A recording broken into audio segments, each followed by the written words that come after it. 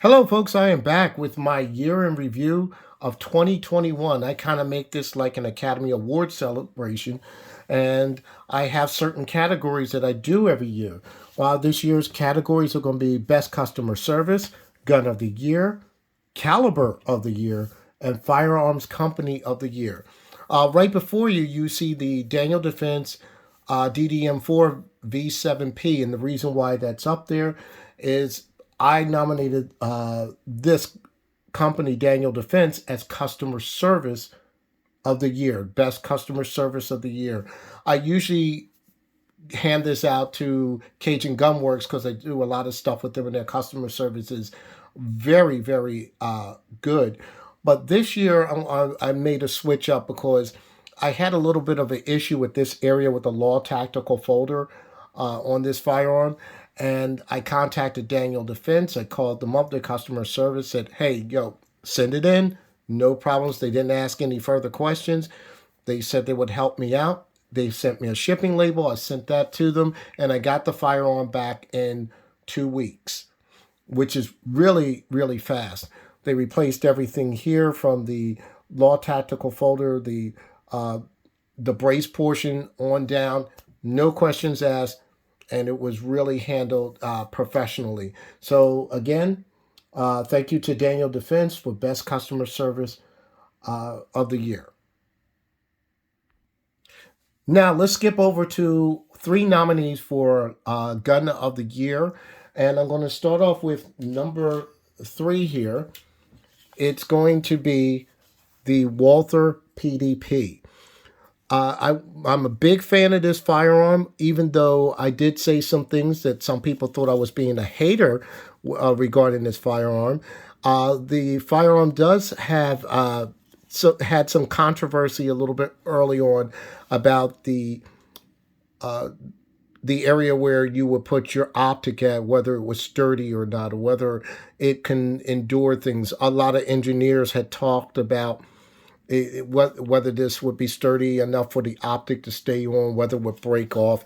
And there are a lot of reviews out there, such as Sage Dynamics, as well as Mr. Guns and Gear. They slammed this thing down pretty hard, and it looked like it was really going to stand the test of rigorous work.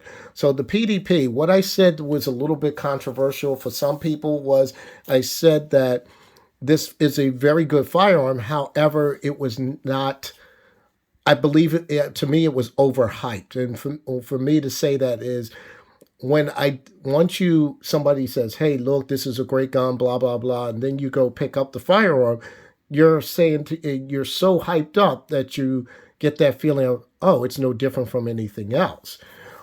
The PDP is very known Walther is very known for their triggers, especially in the PPQ, and it's no different than the PDP. Walther is putting out a new trigger, a flatter trigger for this firearm that's going to enhance this even further. But I think that the trigger didn't surprise me that much. I think this trigger, I think the regular PPQ trigger was a little better, but this is made to be a duty trigger.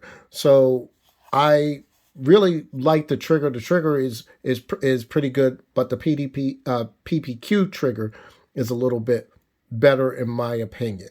But like I said, made for duty. But the thing that intrigued me most about this was the grip texture. Now, the grip texture, for me, it enhanced the original PPQ. The PPQ grip texture, it was a little slippery. You had to order Talon grips to prevent that slippage. This is the perfect grip texture. And for me, this is the reason why I like this firearm more than anything else. Of course, the optic section is very well. The serrations at the top are very good, but it was not enough for me to totally make it the gun of the year. So that's why it went into third place.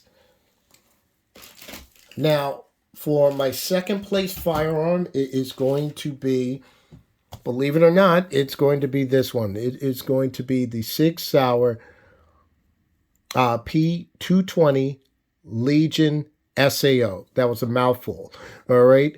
The reason why I like this is a single action only firearm. I've been waiting on this for a year. I put my order in a year ago, and the thing about this is it's one of those things I like is power. I like power like 45s, and for this to be a 10 millimeter firearm that's single action only, this really gives you some excellent performance. It's a very weighty firearm. It's weighty so it can absorb that 10 millimeter power that comes back. And I had a couple females shoot this firearm. They didn't feel that there was too much of a beast to handle. They just shot this with no problems. So even though you have that Legion thing going on, this is it worth its weight in gold. And what I want to say more about the 10 millimeter cartridge, and remember I said there was a caliber of the year, so I'm going to sidetrack a little bit. The 10 millimeter to me is the caliber of the year.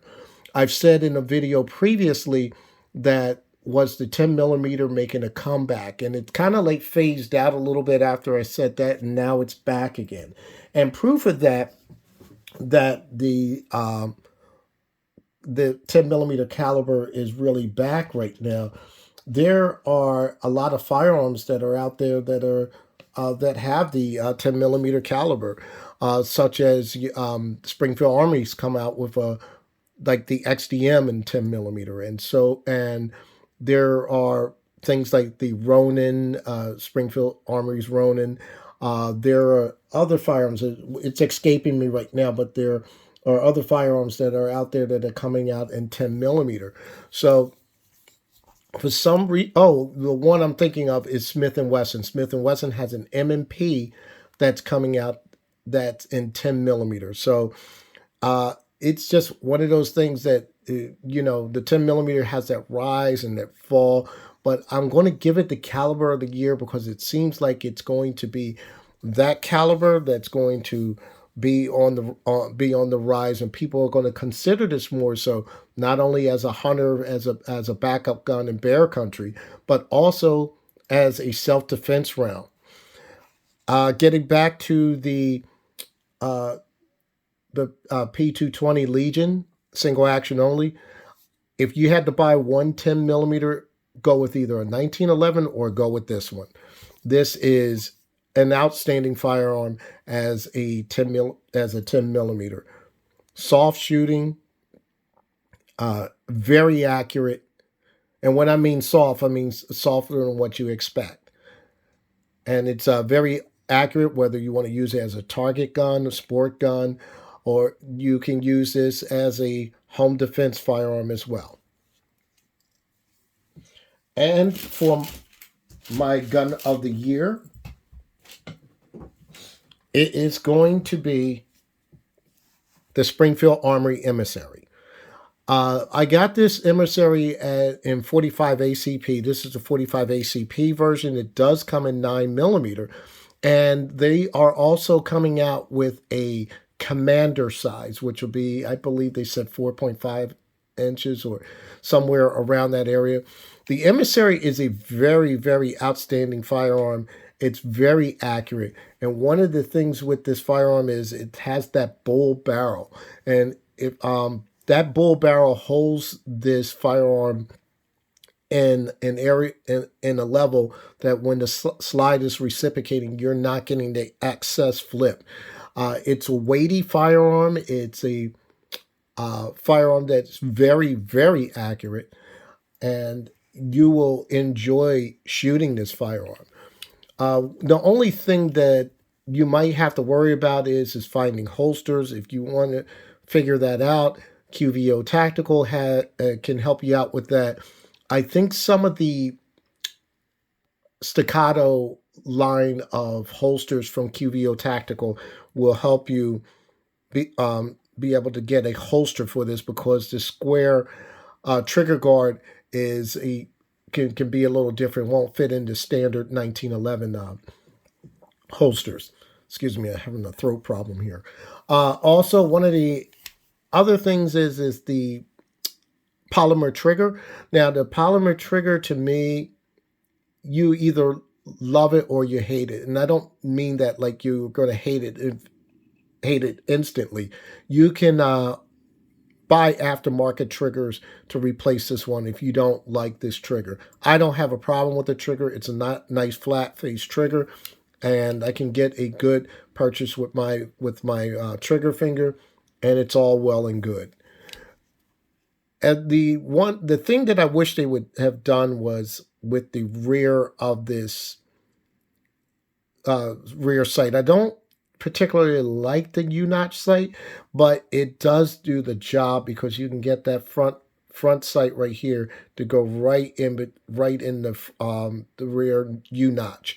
This white outline, which is on the Hellcat. So maybe you can do something with the aftermarket and get something that would work with this front sight. But all in all, those are nitpicky things. As you see, I haven't changed it. Don't have any intent on changing it. And yes, this is my gun of the year. I'm very, very pleased with this. It shoots accurate. But the one thing is, and the other reason why I have this firearm out is for Firearms Company of the Year. And that is going to be Springfield Armory. Yes, I know about the past history, but let's get into what Springfield Armory that has been doing. Not only they have the emissary that's out, the new XDM Elite line and 9mm and 10mm that I mentioned earlier. They have that out. The SA-35, which is pretty much like the clone of the Browning High Power. The new Garrison that came out, the new 1911, that is somewhat of a, I wouldn't say budget friendly, but it is a good starter gun for anybody that's interested in 1911s. And it's a little bit of an upgrade from the mil-spec 1911s that are out there. And then there was the Ronin and 9mm and 45 ACP. I do believe they do have one coming out in 10mm. So I hope all of you guys like my little quote unquote award ceremony for this. Um, and I'm looking forward to the new year, seeing what firearms that are coming out. And I want to thank all my subscribers, people I talk to through chats and so forth. And I greatly appreciate all of you. One of the other things is I just want everybody to be safe this year, the rest of this year and the coming year. We live in a world that's really been turned upside down with crime and so forth, with defunding the police. And I just want everybody to stay safe. Say your prayers. Hopefully, we can get past this. We're still not out of this pandemic thing. So just hang in there. Be proud of your country. And as I always say, happy shooting. Stay safe. #2A.